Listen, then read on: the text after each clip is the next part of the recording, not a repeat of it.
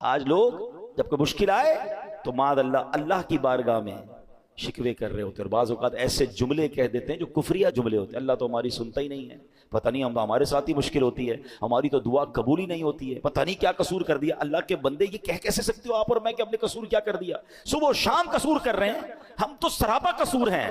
سچ بات بتاؤں، اگر مجھے اور آپ کو ہمارے اعمال کی سزا ملنا شروع ہو جائے نا تو ہم تو مارے گئے۔ مجھے ایک بات بتائیں، اللہ نے آنکھیں کس لیے دی ہیں؟ کیا آنکھیں اس لیے دی کہ اس سے حرام دیکھا جائے؟ انصاف تو یہ ہوتا کہ بندہ حرام دیکھتا تو اندھا کر دیا جاتا۔ بھائی آنکھیں دی تو نہیں تھی نا اس لیے۔ آپ کیا کرتے ہیں اپنے آفس میں؟ آپ نے کسی آفس کے بوائے کو موٹر سائیکل دی یا سفر کے لیے گاڑی دی یا موبائل فون دیا کہ بیٹا یہ کام ہے، تم اس چیز سے یہ کام کرنا، اور آپ کو تھوڑے دنوں بعد پتہ چلے کہ جو میں نے فیسلٹی دی ہے وہ اس کام کو تو کر ہی نہیں رہا، میری فیسلٹی کو یوز کر رہا ہے مگر میرا کام تو کر نہیں رہا۔ آپ کیا کہیں گے؟ بھائی گاڑی واپس دو، موٹر سائیکل واپس۔ جب تو وہ کام ہی نہیں کر رہے میں جس چیز کے لیے میں نے تمہیں دی، تو پھر کس بات کی تمہیں یہ فیسلٹی دوں؟ اللہ نے آنکھیں حرام دیکھنے کے لیے نہیں دی تھی، آنکھیں حرام دیکھتی وہ واپس لے لیتا نا۔ کان حرام سنتے تو بہرے ہو جاتے، ہاتھ ظلم کے لیے اٹھتے تو ہاتھ کٹ کر گر جاتا، پیر حرام کی طرف جاتا، اللہ کی نافرمانی کی طرف جاتا، میں اور آپ لنگڑے ہو جاتے۔ ارے وہ تو سزا دے ہی نہیں رہا، بہت تھوڑی میں جان چھوٹ رہی ہے، اور بندہ کہتا ہے پتہ نہیں کیا قصور کر لیا۔ اس سے پوچھو بھائی نماز 5 ٹائم پڑھتے ہو؟ نہیں وہ تو کبھی کبھی قضا ہو جاتی ہے۔ پھر کہتے ہو کیا قصور کر لیا؟ مطلب ہمارا تو دن رات قصور میں ہے۔ پھر یہ جملہ کیسے زبان پر آتا ہے؟ شکوہ نہیں، وین ایور کوئی پرابلم آئے اپنے آپ کو ریئلائز اسکین کرنا شروع کر دو کہ کیا غلطی ہو گئی بھائی، کیا مشکل ہو گئی، میں نے ایسا کیا کر دیا، فوراً توبہ، فوراً استغفار، فوراً اللہ کی طرف رجوع کریں۔ پھر دیکھیں انشاءاللہ رحمتوں کے دروازے پھر کھل جائیں گے۔ اللہ اکبر۔ ایک بار مسلمانوں کے پہلے خلیفہ حضرت ابو بکر صدیق رضی اللہ تعالیٰ عنہ نے بارگاہ رسالت میں عرض کی، اللہ پاک قرآن میں فرماتا ہے جو کوئی برائی کرے گا اسے اس کا بدلہ دیا جائے گا۔ حضرت ابو بکر نے کہا حضور ذرا یہ آیت کے بارے میں بتائیں، اس کا مطلب کیا ہے؟ تو نبی پاک نے فرمایا غفر اللہ لکا یا ابا بکرن، اے ابو بکر اللہ پاک تیری بخشش فرمائے۔ اے ابو بکر کیا لوگ بیمار نہیں ہوتے؟ کیا انہیں رنج نہیں پہنچتا؟ کیا وہ غمگین نہیں ہوتے؟ کیا پریشانیاں نہیں آتی؟ عرض کیا کیوں نہیں، یہ تو سب کچھ ہوتا ہے۔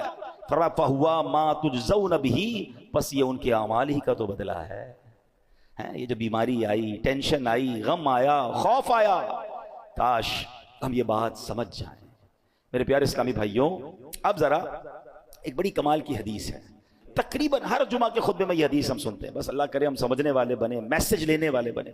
کیا حدیث پاک ہے؟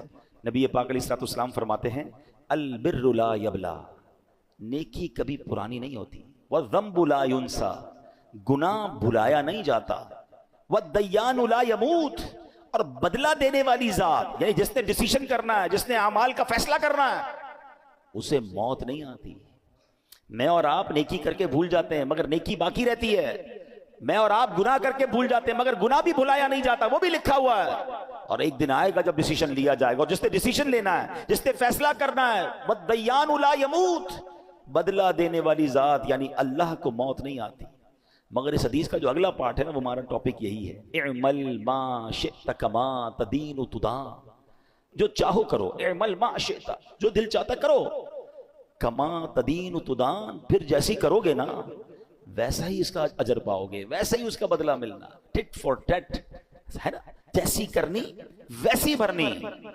وہ کہتے ہیں نا فارسی شاعر، گندم ز گندم جو ز جو، از مکافات عمل غافل مشو، کہتے ہیں گندم بیج کر گندم ہی کاٹو گے، جو جب ڈالو گے بیج تو جو ہی کاٹو گے۔ دنیا میں مکافات عمل ہیں، یعنی جیسی کرنی ویسی بھرنی والا قانون جاری ہے، اس سے غفلت مت